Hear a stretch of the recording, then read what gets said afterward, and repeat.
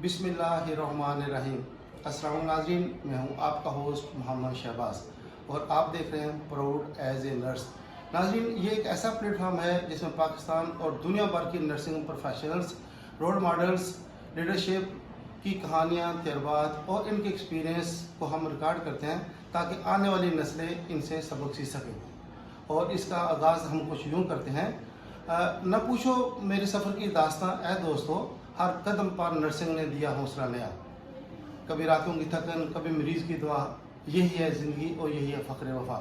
नाज़रीन, ये हमारे वो हीरोज़ हैं जो अपने पेशों को बड़े फ़ख्र से निभा रहे हैं। आज नाज़रीन, हम आपको बता चलें, आज हमारे साथ जो हमारी पर्सनैलिटी मौजूद है, मेहमान मौजूद हैं, उनकी वो किसी तारीफ़ की मोहताज नहीं है। उन्होंने पाकिस्तान में नर्सिंग फील्ड के लिए बेशुमार उन्होंने खिदमत सरंजाम दी और हमें उन पर फ़ख्र है। और मुझे भी बहुत फ़ख्र है कि आज मैं मैडम के साथ बैठा हूँ और मैडम से आपकी मुलाकात कराऊँगा। मैम का नाज़रीन, हम आपको बताऊँ, मैडम खैरुन्निसा साहबा जो इस वक्त civil hospital college of nursing की प्रिंसिपल के सी से अपनी खिदमत सरंजाम दे रही हैं। मैम ने इसके अलावा टॉप क्लास क़यादत की हमारी नर्सिंग की, as a director nursing, as a controller nursing और Nazreen as a Covid focal person nursing. Nazreen, मुझे याद होगा कि और भी मैम ने इसके अलावा भी अपनी खिदमत सरंजाम दी और इसकी मिसाल आप है। मैम की जो खिदमत है ये हमेशा सदियों याद रखी जाएगी और हमारे नर्सिंग प्रोफेशन के लिए हमेशा एक सबक आमेज़ हो सकती है। तो मैं प्राउड एज ए नर्स के चैनल पर मैम खैरुन्निसा साहबा का हम खुशामदीद कहते हैं और मैडम का हम बेहद मशकूर हैं कि मैडम ने हमें अपना कीमती वक्त दिया। तो आए चलते हैं मैडम खैरुन्निसा साहबा की तरफ, इनसे सुनते हैं इनकी कहानी, इनकी ज़बानी। अस्सलाम मैडम साहब जी। वालेकुम अस्सलाम, कैसे हैं आप? शुक्र मैम जी। मैम, सबसे पहले तो आप अपने बारे में बताएं हमारे नाज़रीन को। Now I am working at the Principal College of Nursing, Dr. Ruth Kim Khan Civil Hospital, Karachi, as a midwifery consultant, as a nursing consultant मैंने वर्क किया है और कर भी रही हूँ। और उसके अलावा deputy director nursing, assistant director nursing, control nursing, nursing examination board और as a teacher, as a supervisor, as a head, as a staff nurse, मतलब ग्रॉस लेवल से हर लेवल पे मैंने काम किया। अल्हम्दुलिल्लाह 29 ईयर्स मेरी सर्विस हो गई है और जिना हॉस्पिटल से मैंने बेसिक स्कूल ऑफ नर्सिंग से एजुकेशन की। उसके बाद पोस्ट ग्रेजुएट टीचिंग एडमिनिस्ट्रेशन और बोर्ड एडमिनिस्ट्रेशन 2 ईयर्स के डिप्लोमा, वो भी मैंने JPMC कॉलेज ऑफ नर्सिंग से किया। उसके बाद मैंने BS नर्सिंग जो है वो लम्स यूनिवर्सिटी से किया और मास्टर इन पब्लिक हेल्थ मैंने बकाई यूनिवर्सिटी से किया।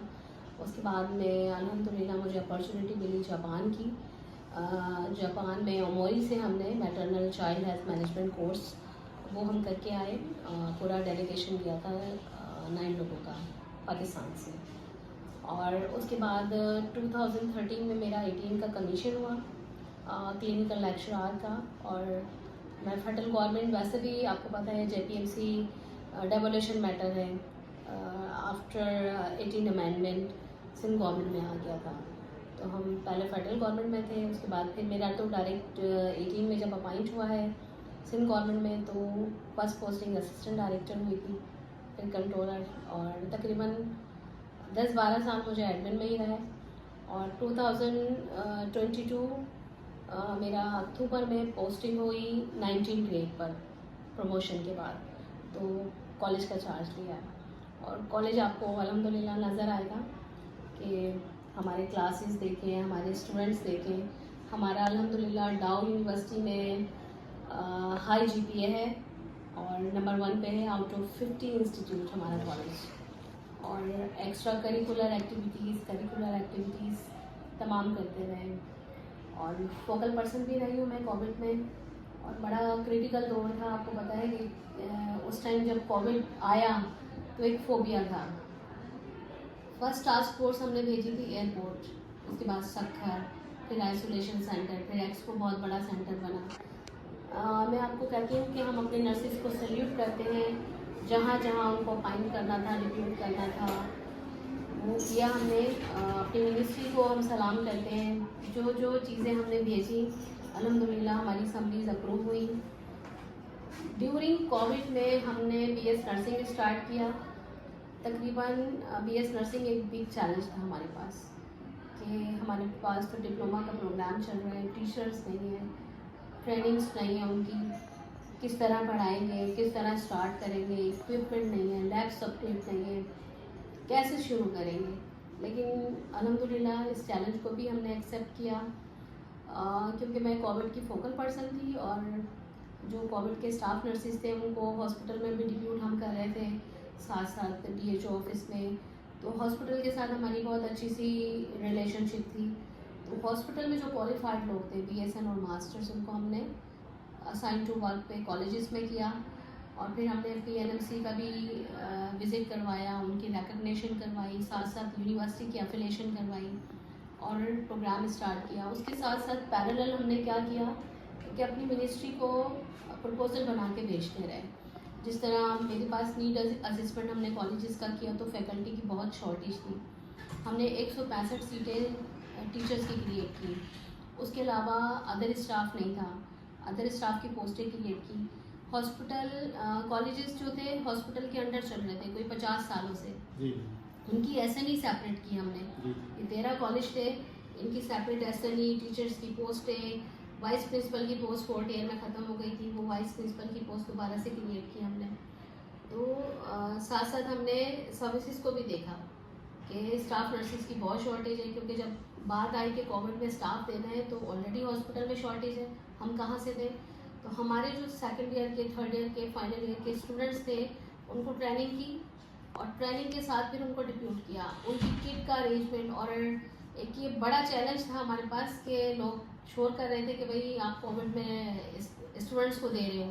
तो हमने उनको यही कहा कि हमने आइसोलेशन, स्क्रीनिंग और वैक्सीनेशन, इस चीज़ की उनको ट्रेनिंग भी दी और वहाँ डिप्यूट भी किया बच्चों को, और साथ साथ उनका फीडबैक लेते रहे, उनको मॉनिटर करते रहे, अंडर सुपरविजन काम करते रहे।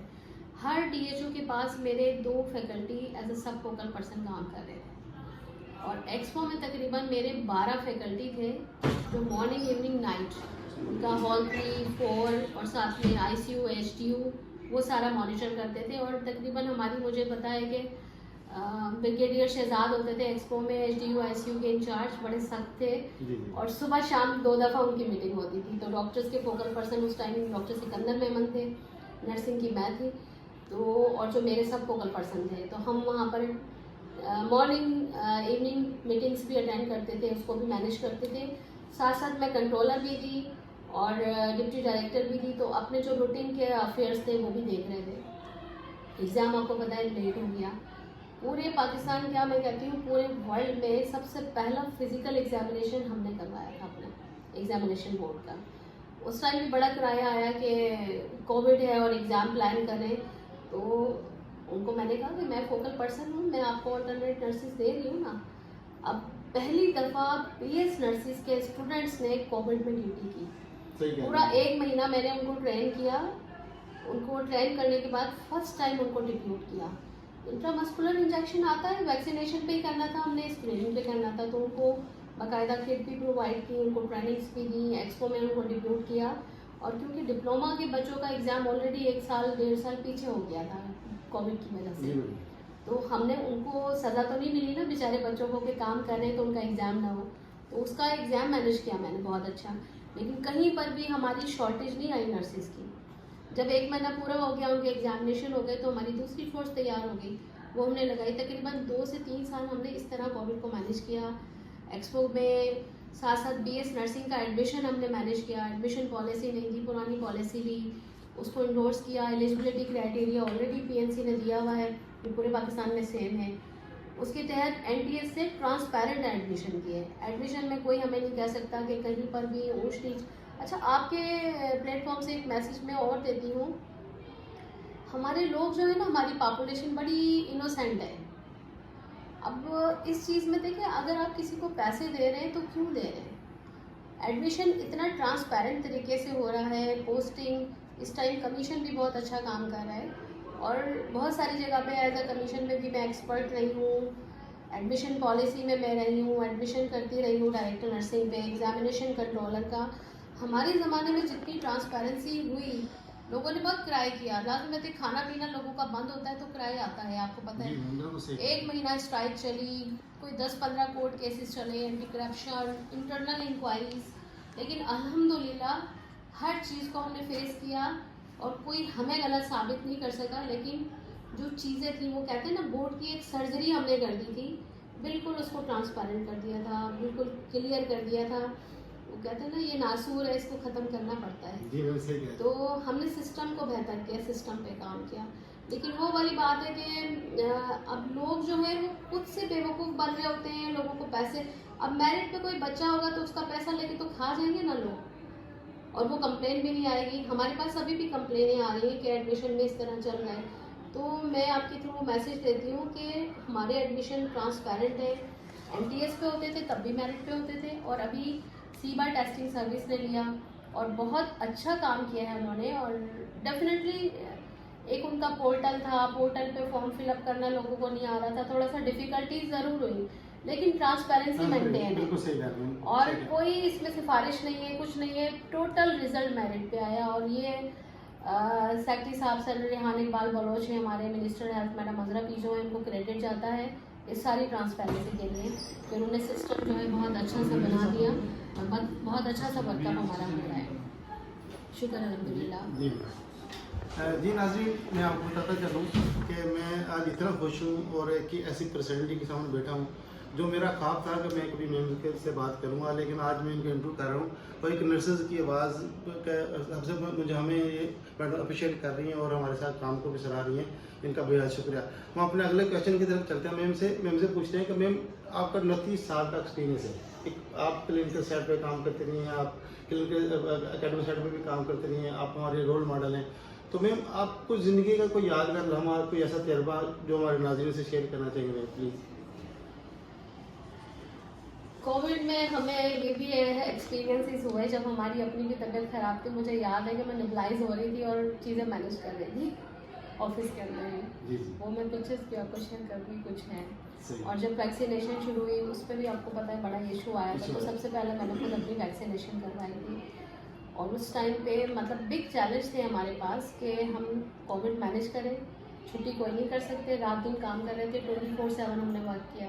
रात के 2-2 बजे उठ के एक्सपो जा रहे होते थे, वहाँ पर भी अलग मसले चल रहे होते थे, उनको मैनेज करना और स्टूडेंट्स की सपोर्ट में साथ खड़े रहना कि अगर हमारा बच्चा है और अगर कोई उससे गलती भी हुई है तो उसको हमने देखना है, उसको हमने जो भी डिसिप्लिनरी एक्शन लेना है हमने लेना है, कोई बाहर का पर्सन नहीं देख सकता, और चीज़ों को ट्रांसपेरेंट करना है। तो वो सारी चीज़ें हमने मेंटेन की और वो मेरे लिए वाकई था कि मुझे याद है कि मैंने कोविड का टेस्ट भी नहीं कराया, और इसलिए कि मैं 15 दिन अगर आइसोलेशन में चली जाऊंगी तो काम कौन करेगा।